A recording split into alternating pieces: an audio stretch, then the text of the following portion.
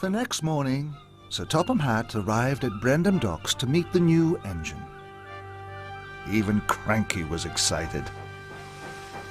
Suddenly there was a loud sound of pistons pumping. From behind a cloud of steam, a new tank engine puffed slowly out. He was shinier and bigger and stronger than Thomas. "This is Stanley," boomed Sir Topham Hatt. "Welcome to Sodor, Stanley." "Oh, my," gasped Henry. "Whatever will Thomas say?" Thomas didn't know that Stanley had arrived. He had been busy. He had already found a lot of hidden tracks. Thomas puffed proudly along to his new engine shed. James huffed up. "Look at my new shed," Thomas tooted grandly. "While I'm in charge, I won't have time to puff back to Tidmouth." But James wasn't interested in Thomas's shed. "I've just met the new engine," snorted James. "He's called Stanley. He's very friendly. Everyone likes him. He's doing your jobs very well." Thomas was surprised. Suddenly, his new shed didn't seem so important. The next day, Thomas had to pull heavy freight cars of stone to the docks. He stopped at the washdown.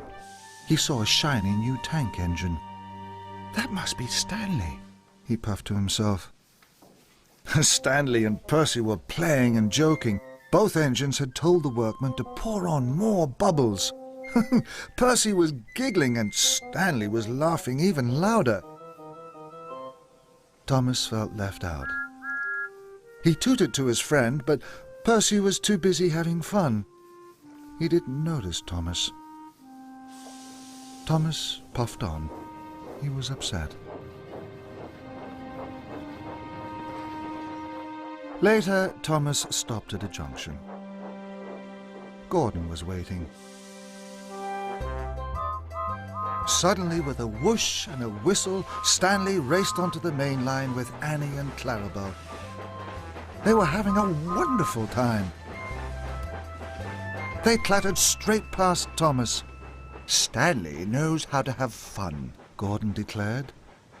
Thomas watched Stanley disappear. He didn't think it was fun at all.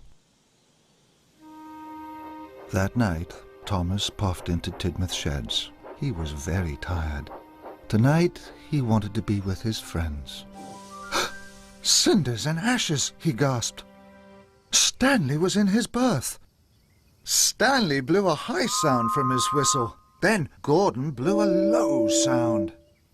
And Emily trembled a sound no one had ever heard before. All the engines whooshed and whished with laughter. "Hello, you must be Thomas," whistled Stanley. "Hello, Thomas," chuckled the other engines. But Thomas wasn't chuckling.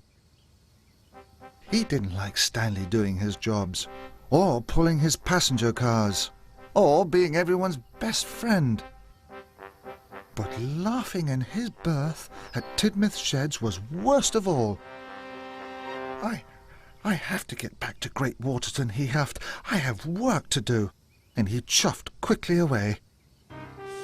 Thomas wished Stanley had never come to Sodor.